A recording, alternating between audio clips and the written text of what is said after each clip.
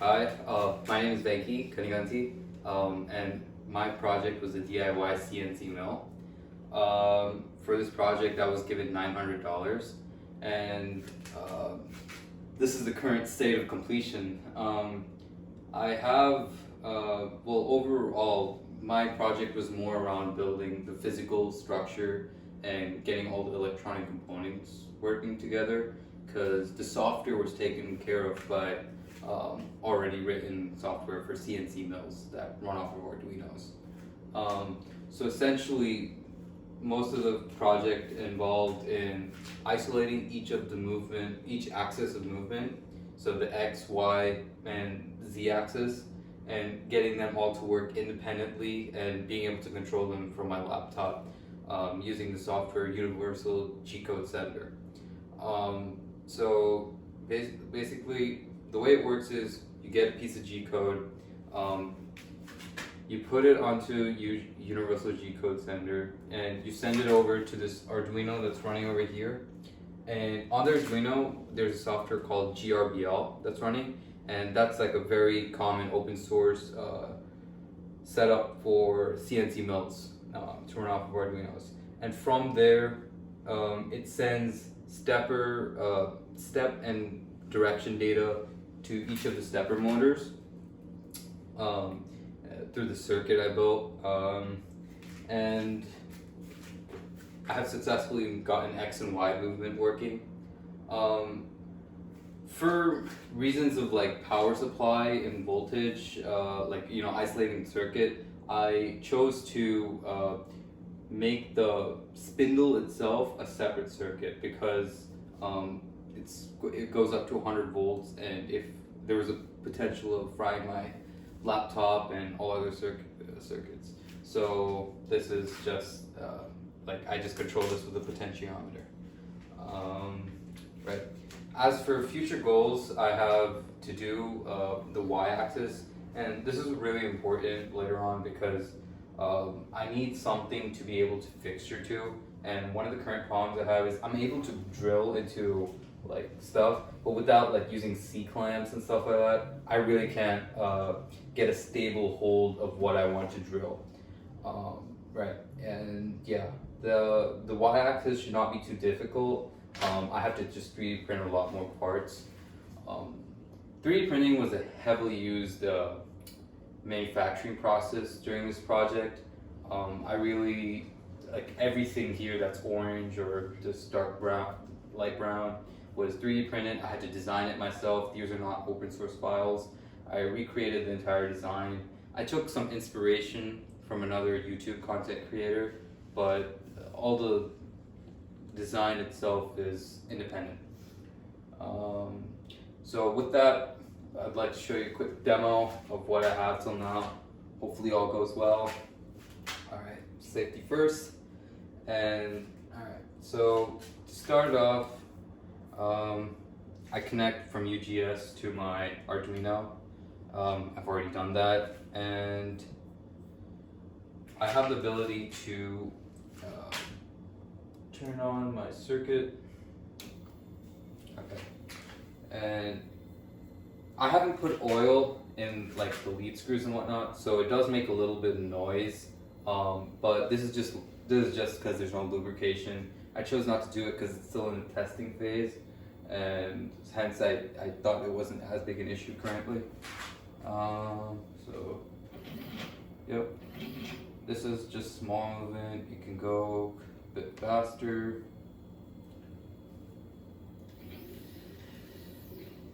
Yeah, so this is basic X and Y movement. It demonstrates the ability to move, and it's not super rigid, but there's plenty of rigidity, enough rigidity that it can cut through objects, given that the spindle RPM is quite high as well. Alright, and what I do is I turn up the RPM independently.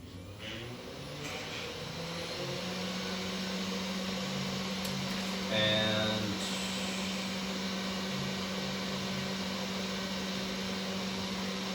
alright, first off, I'm going to drill a hole into this piece of wood here.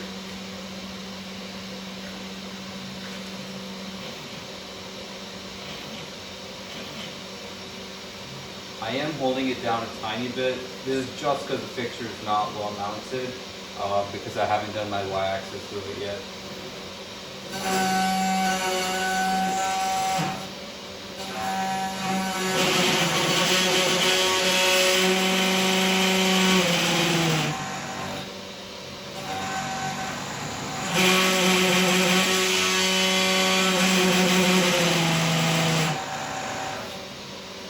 The rattling noise is just from a C-clamp that I have mounted. It's a very old C-clamp, but otherwise it's fine.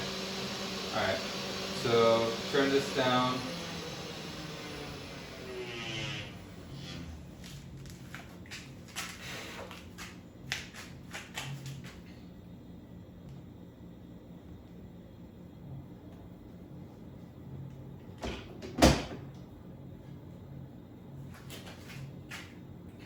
I shall disconnect the CNC, turn off my motors. I take this precaution heavily because I fried a previous Arduino board several times while dealing with the electronic circuits. So I learned to be very careful with handling these components and making sure power is off when not actually using the machine. So as for what I did right now, you can see here, I have 3 holes. These 2 were made before in testing, and this hole over here, that's the one we just made, and it's quite good, if I might say myself. And as you can see over here, like it's not like a straight line. This is from just a normal toolpath, and it's straight for a bit here, but like it moves around, and it's not the fault of the movement of that. It's the fault of the fixture here. It's done. It died. Oh, it did. Okay. All right. Sorry, one of my cameras died, so I have another camera here. So the 2-path goes away, and yeah. So that's one of the future things I want to be working on, is making sure that everything is rigid. And I have an y-axis fixture, so I ordered some aluminum plates and whatnot, so I can have a solid base plate to put everything on and screw it in tight, and now we have a proper fixture, as is seen in industrial scale CNC mills. So yeah, that's pretty much the summation of my project. I'm very thankful for this opportunity. I got to learn so much about designing. I used a Logic Fusion 360. A lot of safety considerations had to be taken. There were times where I had 6 prototypes and all of them failed, and yeah, it was a great engineering experience.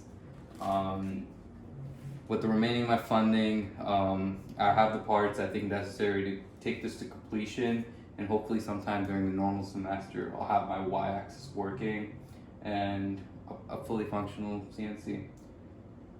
Thank you very much. Could you please show us the machine in detail?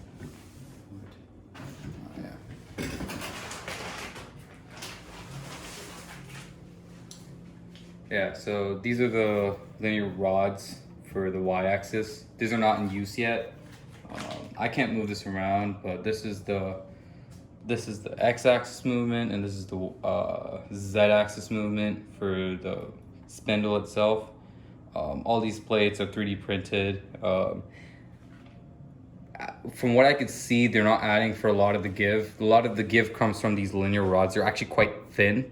So I would, if I had more funding, what I would do was I would get bigger rods, make sure they don't bend as much, because that is adding a little instability.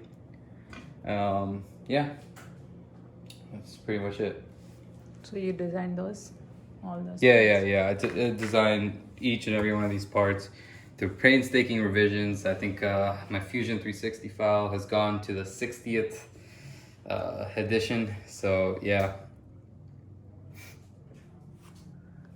All right. Thank you. Thanks.